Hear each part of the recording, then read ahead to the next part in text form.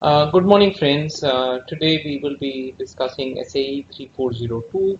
It deals with assurance report on controls at a service organization. In our previous module, we discussed SA 402, which was in the context of the user entity auditors. Under SAE 3402, we will discuss the service organization's auditor's responsibility as far as the user entity. During the course of this presentation, we'll do a quick introduction of this standard. What are the objectives that it tries to achieve?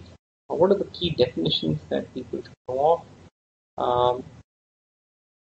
The entire acceptance and continuance, before taking on an assignment under SAE 3402, and what is the flow of the assurance engagement. Just to introduce the standard, this assurance report issued under SAE 3402 is a report used by user entity and the user audit. It is in relation to the controls at the service organization to the extent that they relate to the transactions of a user entity being processed at the service organization.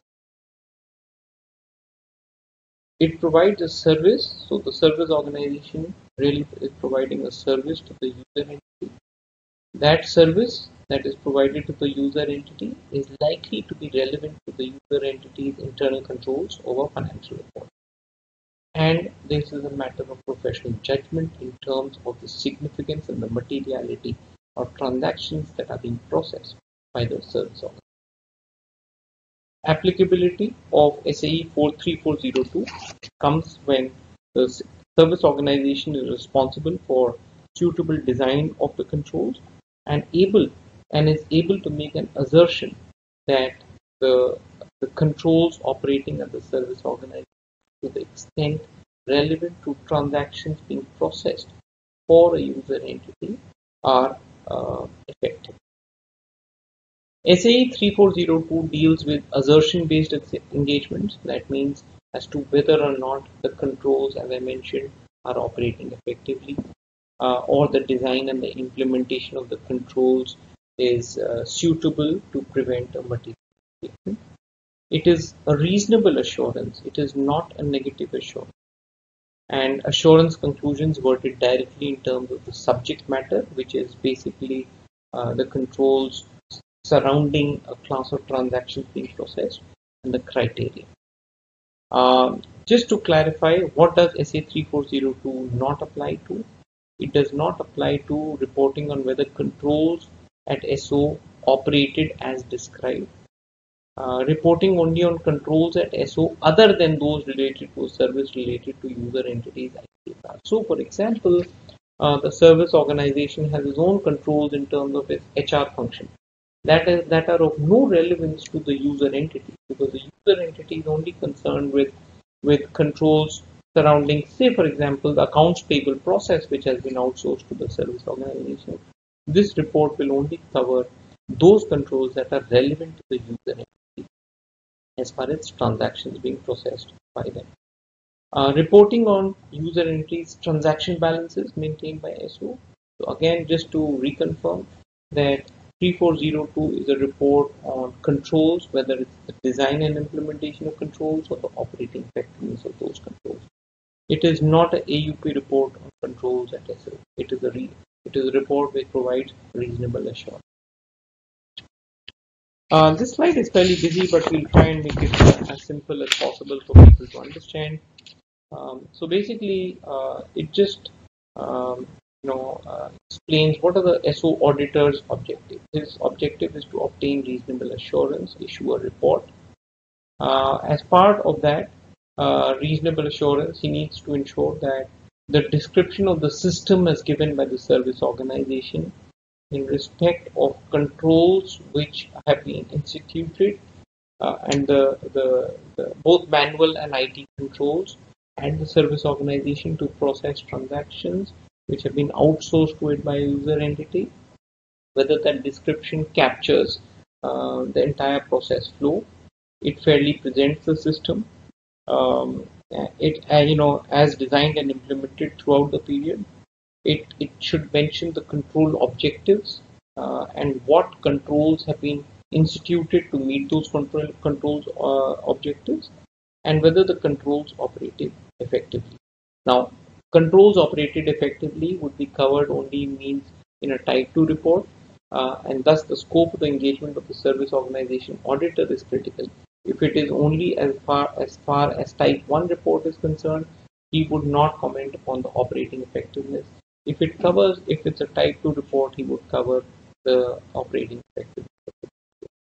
Now, what does fairly present the system, the description of the system? Is it designed and implemented? Whether the controls have been suitably designed, and as far as controls operating effectively to provide reasonable assurance. Again, designed and implemented, suitably designed, etc. throughout the specific period or as at a date, control objectives were achieved, etc. This is the report that would be issued by the service organization audit. Coming to Type 1 and Type 2 report, as I mentioned earlier, the Type 1 report needs to give out a description of the full system. What are the type of services that are provided by the service organization? What are the class of transactions that are processed at the service organization for the user entity? What are the IT and the manual procedures by which transactions are initiated, recorded, and processed? What are the accounting records supporting information and specific accounts that are impacted by the service organization, which are used to initiate, record, and process transactions? The service auditor's assurance report giving reasonable assurance on all material aspects based on a suitable criteria. Giving descriptions of the service organization system, that they are designed and implemented for the control objective suitably, and this Type 1 report, as I mentioned, would be as at a specified date. Compare this to a Type 2 report, which would cover all of which has been mentioned in Type 1 report, except that it will also provide reasonable assurance as to whether or not the controls have been operating effectively throughout the period. We've expanded earlier, and under SAE 402 as in terms of who's a service auditor and who's the service organization, but for the benefit of all, a service auditor is a professional accountant in public practice who, at the request of the service organization, issues a Type 1 or a Type 2 report. Who's a service organization is a third party segment which provides service to a user entity, and such services are likely to be relevant to the user entity's internal controls over financial reporting.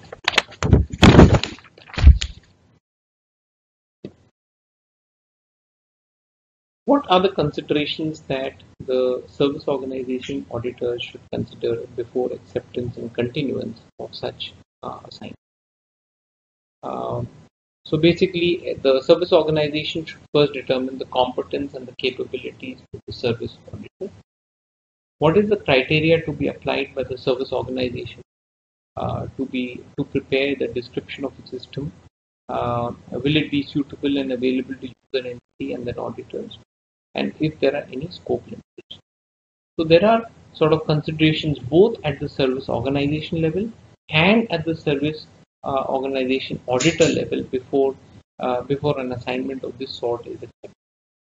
The service organization auditor should look up the agreement which has been entered into between the service organization and the entity to confirm as to whether or not that agreement acknowledges the service organization's responsibilities for preparation of the description of the system and the assertions and reasonable basis for those assertions. Does it mention the control objectives? Does it identify the risks of material misstatement? Does it mention the controls that have been instituted to prevent a risk of material misstatement? What is the information and the access that will be provided to the user entity stroke the service organization auditor as part of the reasonable assurance engagement? What are the written assertions that the service organization will give as part of this reasonable assurance? Will it prepare a description of the system which is sufficiently, which provides great clarity to the service organization auditor in terms of the systems, the manual controls, IT controls deployed by it to process those transactions? And what are the criteria which the service organization has adopted while framing this entire process flow? In the event there is a change in the terms of the engagement uh, at the request from the service organization, before completion of the engagement, the service organization auditor should agree to such changes only if it is reasonable and there is justification for such a change.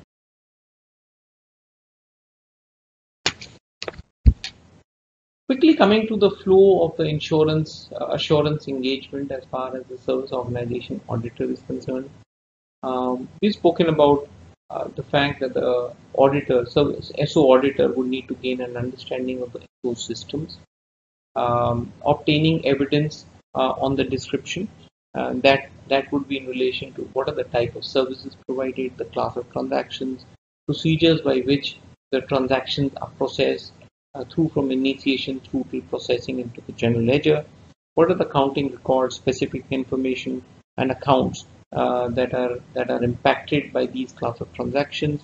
What is the process which is used to prepare reports for the user entity?